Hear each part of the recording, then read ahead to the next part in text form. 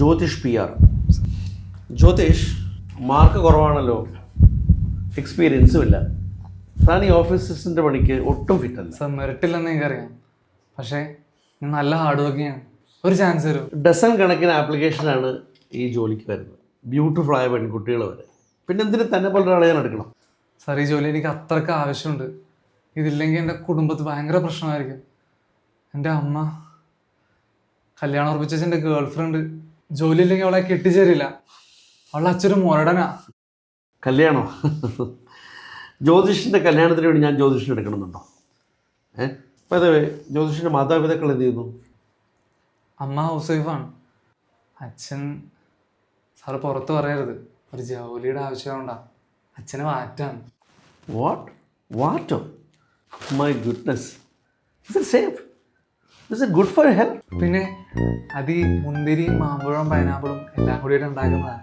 നാട്ടിലൊക്കെ ചോദിച്ചാൽ മതി, ഭയങ്കര പേരാ അതിന്. അച്ചാച്ചൻ്റെ കാലം തൊട്ടുള്ളതാ. അച്ഛന് പാരമ്പര്യമായിട്ട് കിട്ടിയ കൈപ്പുണ്യം അത്. പിന്നെ ഡൈജഷൻ ആണെങ്കിലും ബെസ്റ്റാ. ഡൈജഷനോ? കൊള്ളാലോ. എന്നാ പിന്നെ ഒന്ന് നോക്കണമല്ലോ. സാറൊന്നും വിചാരിക്കരുത്, ഞാൻ ഈ ബിരിയാണിയൊക്കെ കഴിച്ച് ഹെവി ആകുമ്പോൾ ഒരു സിപ്പ് എടുക്കും, ഒന്ന് കാമാവാൻ. കഴിച്ചു കഴിഞ്ഞാൽ ഇൻസ്റ്റന്റ് എഫക്റ്റാ. ജോലിക്കൊക്കെ നല്ല കോൺസെൻട്രേഷൻ.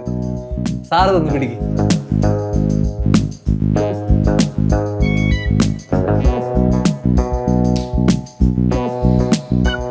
കൊള്ളാലോ.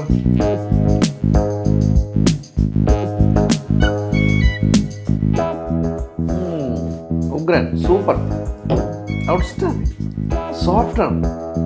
മാമ്പഴത്തിൻ്റെ രുചി. തൻ്റെ അച്ഛനൊരു നിപുണൻ തന്നെ. ജ്യോതിഷ്, നിൻ്റെ റെസ്യൂം വളരെ മോശമാണ്. പക്ഷെ നിൻ്റെ ഈ ഐറ്റം അതിനെ ശരിക്കും ഇമ്പ്രസ് ചെയ്തു. നിനക്കറിയാമോ ഒരു ജോലിക്ക് വേണ്ടത് എന്താണെന്ന്? സത്യസന്ധതയും ഡെഡിക്കേഷൻ. അത് രണ്ടും നിനക്കുണ്ട്. നിനക്ക് വേണമെങ്കിൽ നിൻ്റെ അച്ഛൻ വാറ്റുകാരനാണെന്ന് മറച്ചു വയ്ക്കാമായിരുന്നു. നീ കള്ളം പറഞ്ഞില്ല, അതെനിക്ക് ഇഷ്ടപ്പെട്ടു. അതുകൊണ്ട് നിനക്ക് ഞാനൊരു അവസരം തരാം. HR പോയി അപ്പോയിൻമെൻറ്റ് ലെറ്റർ വാങ്ങിക്കോളൂ, ഞാൻ അപ്രൂവ് ചെയ്തേക്കാം. Thank you sir.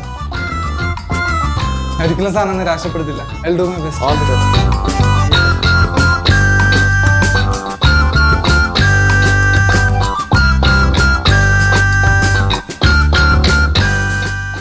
അഭിരാം, വാറ്റുണ്ടോ?